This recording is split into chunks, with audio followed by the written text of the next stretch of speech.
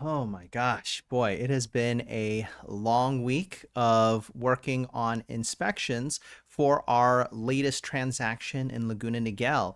And it's just really brought to mind how, I guess, my signature move, one of the things that makes me and my brokerage really special is how see we take inspection day. So if you're ready to learn my secret weapon, my greatest possible tool that I use to save my clients tens of thousands of dollars, well, then stick around. You're about to learn something.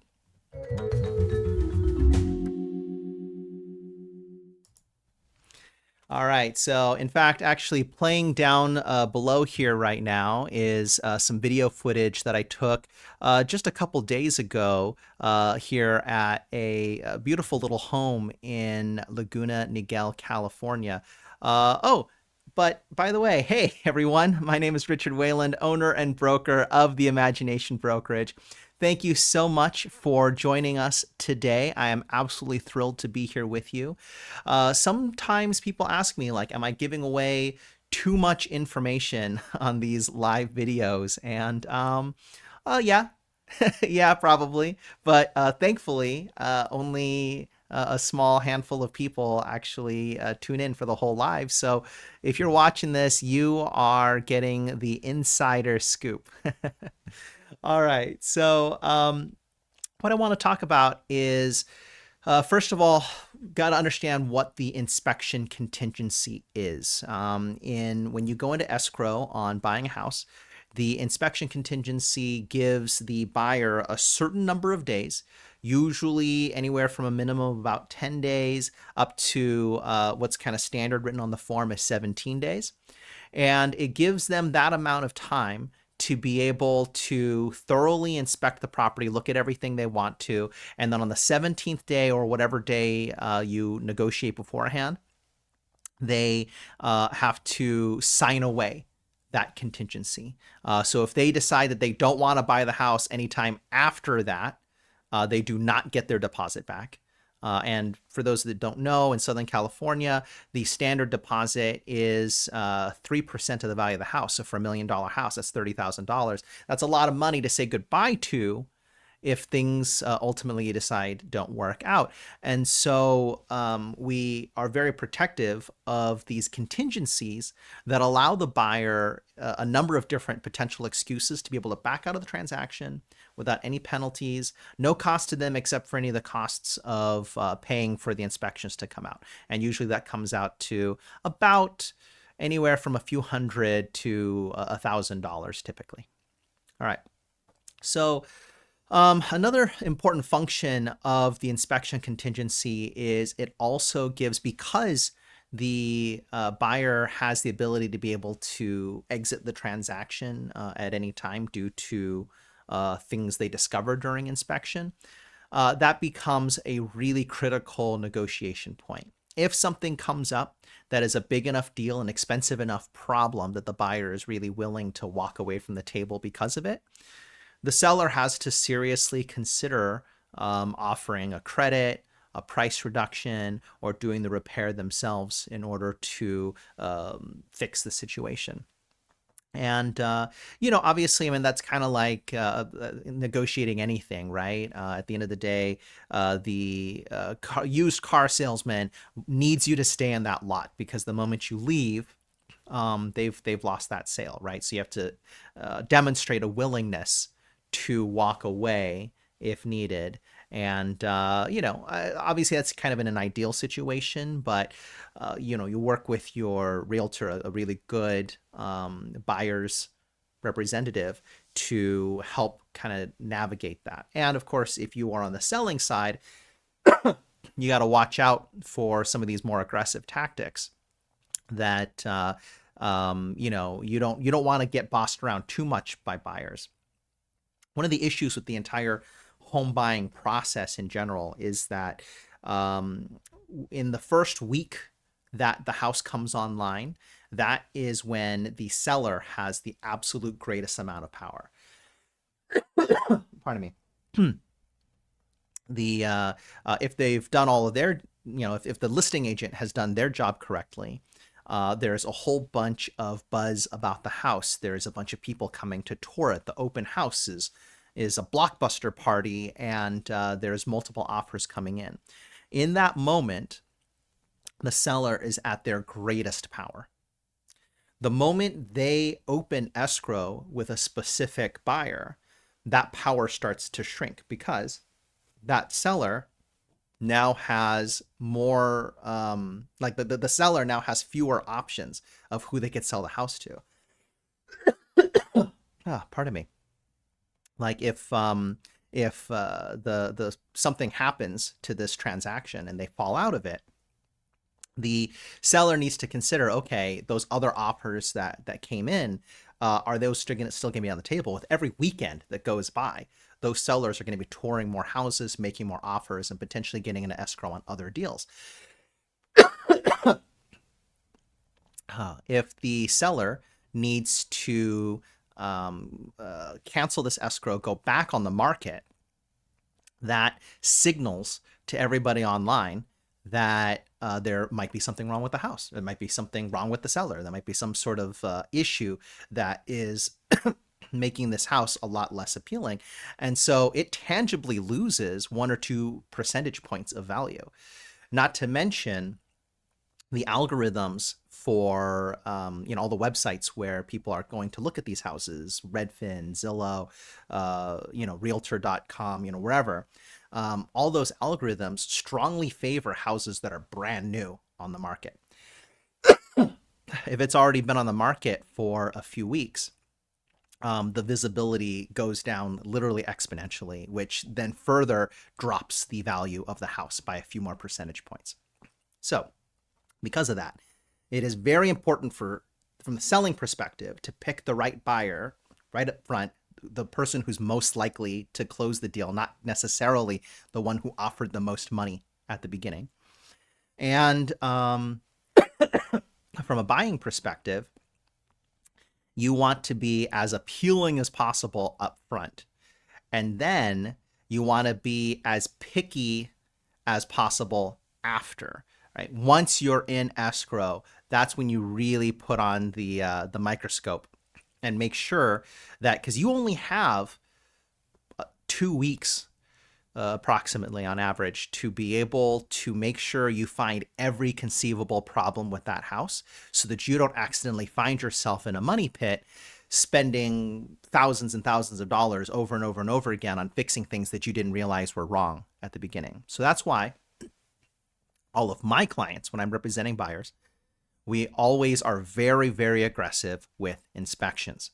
So most realtors are familiar with what's called the general inspection. The general inspection is just that. It's usually someone who is the good inspectors are fairly competent, sometimes very competent, very accomplished contractors who have decided to start focusing on, doing inspections as their career.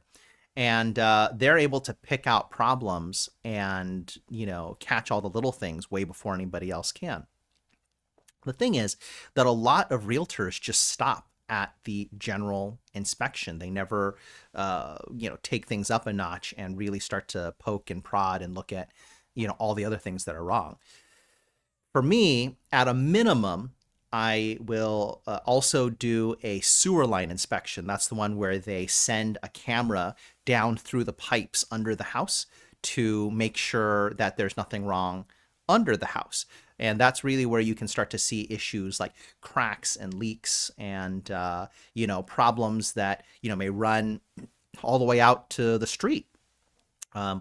If you find out that there is a plumbing problem after you move in, those can get really expensive. They have to dig out a trench in your front yard, maybe even dig an entire trench through the middle of your house in order to fix it, because there's not a lot of great ways to be able to repair sewer line pipes that are broken, except to literally just dig them all out and fix them. So yeah, sewer line inspection, that can save you a lot of money. In some situations, I also like to recommend, specialized inspections for other things going on around the house. Also, let's talk about termite inspections for a second. Traditionally, in California, termite inspection is always done and is always paid for by the seller. That was the tradition for many decades, but in about the last 5 to 10 years, I have seen a growing number of sellers just refusing to do that. And I'm not sure why. It's one of the least expensive inspections. It's only like $100.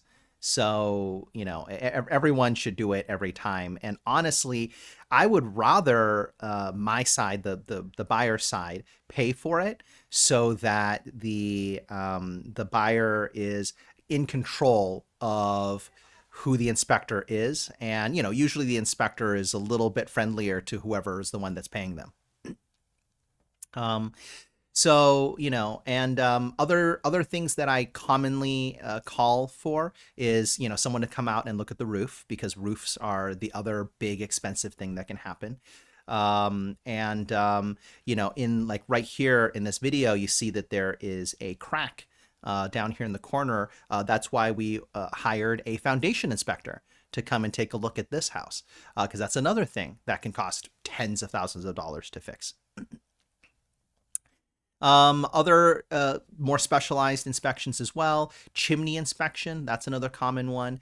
I wouldn't say for like 1960s, 70s houses, it's typically that important, but 1950s and before, especially if you're looking at like a 1920s and an earlier type house, sometimes we're seeing that chimneys are starting to kind of sink faster than the rest of the house, and they are kind of starting to separate out away from the house, which causes a danger that the chimney could fall into the house or fall away from the house, causing a ton of damage either way. So on those first tour days, when you see the house in person for the first time, look at those chimneys on older houses. I mean, I can go on and on. Basically, what we do is we really want to, as soon as we get into escrow, within 3 to 5 days, I want to have the general inspection, pest inspection, sewer line inspection, and any other, like maybe 1 or 2 other things lined up right away. And then within a week after that, once, because it usually takes a couple days to get all those inspection reports in, we then have contractors and additional specialists come out for follow-up inspections to really button everything up, make sure that we not only see all the different things that are potentially wrong, but also have specific tangible cost estimates of how much it will cost to fix everything. Okay, so for instance, the general inspection, called out that there was some, potentially looked like there were some signs of water damage here, some puddling. We'll see kind of more towards the beginning of the clip, there was an accumulation of dirt on the doorstop. See right here, the accumulation of dirt on here that a less skilled person might just say, hey, that looks dirty. That should be cleaned. But a more experienced person realizes that because these floor drains and the way these sprinklers are positioned, because of how those things have been kind of clogged up over time, water is accumulating on this patio so deep that it's bringing all that dirt and debris up onto that door sill, which in turn is actually slightly flooding the corners of this bedroom right here. Okay. These are the sorts of things that require more serious attention and that require somebody to better quantify, all right, not just, hey, there's a problem here, but what are the solutions going to be? And so that's why, we're going to get a quote for doing what's called hydrojetting, cleaning out all of these drains in the backyard so the water can actually drain out correctly. We've already had a contractor come and talk about some of the work that we need to do to reseal the wall up along here, fix these cracks, clean up the stucco. We talked to the foundation inspector about whether or not this appears to be something that's very severe. Thankfully, it is not. They feel that, if they can just fix up some of these cracks, that'll be fine. If they can seal up the edges of this patio so the water isn't actively getting into those cracks. See, the problem with this patio is it's not sloped out towards the yard correctly. It puddles water. And anywhere you see a big puddle, that is going to continue to erode away at concrete and stone and stucco and just start to cause a lot of problems. So what the foundation company recommends and is going to give us a quote for is putting a 6-inch curb all around the outside of the house. You'll barely notice it if you're just kind of visiting this house for the first time, but by putting in a curb that is actually a couple inches deeper than the 4-inch slab and a few inches away from the house, you effectively give not just a moisture barrier, but actually kind of like structural bulwark support up against the original foundation of the house, basically ensuring that this house is not going to see any more foundation problems for, I mean, it could be another 50 to 100 years. Okay, so, an upgrade like that is something that, if you plan to live in this house for a long time, that's the sort of thing that you do to make sure that you literally will not in your lifetime ever need to worry about the foundation or any moisture issues ever again. So anyway, we take all this information, we put it all together, and then I lay out all the potential costs for all this stuff for my client to look at, for him to decide, okay, is this something that he still wants to proceed with? Then I turn those numbers over to the other side and I write a nice little letter saying, hey, listen, these things were not immediately apparent when we first toured the house. And, we made that offer based on our visual impressions of the home when we first saw it. But now that we've seen it and gotten the chance to explore it more, we see that there's 10 or 15 or 20 or $30,000 worth of things that need to be done here. And frankly, that's a lot of money, and my client's willing to walk if we don't get something for this. And so, so then that begins a series of negotiations. Now, for this house in particular, I think that really a lot of the issues are fairly minor, and considering the fact that the house has already been doing fine for the last 50 years, I do think that, it's going to be fine for decades and decades more.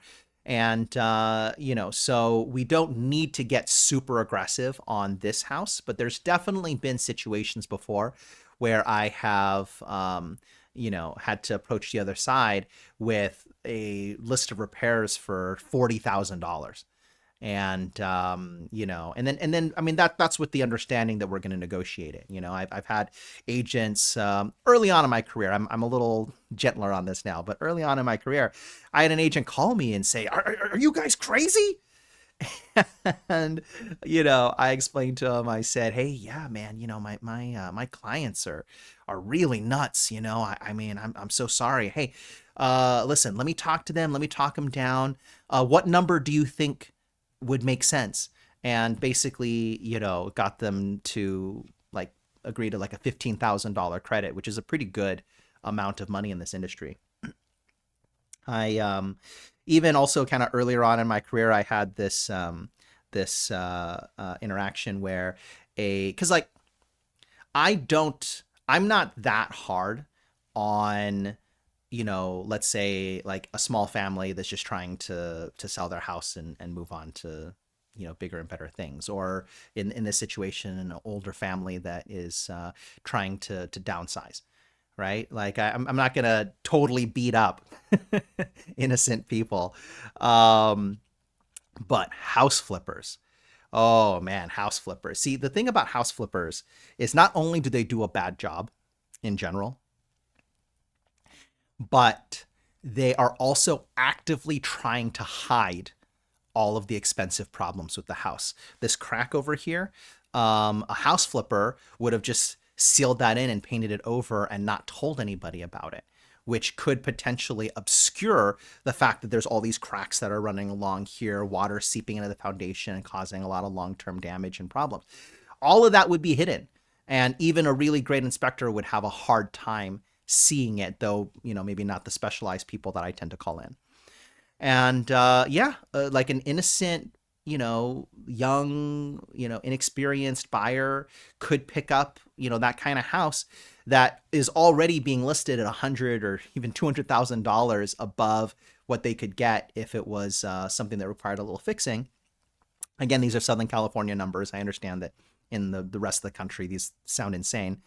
But, my point is that, it's very, very common to see recently flipped houses that, oh, they're so fancy, they're so stylish, they look so good on paper and in photos, but you're overpaying by $100,000 to $200,000, and there's tens of thousands of dollars, maybe hundreds of thousands of dollars of other problems that are being intentionally hidden and obscured from you.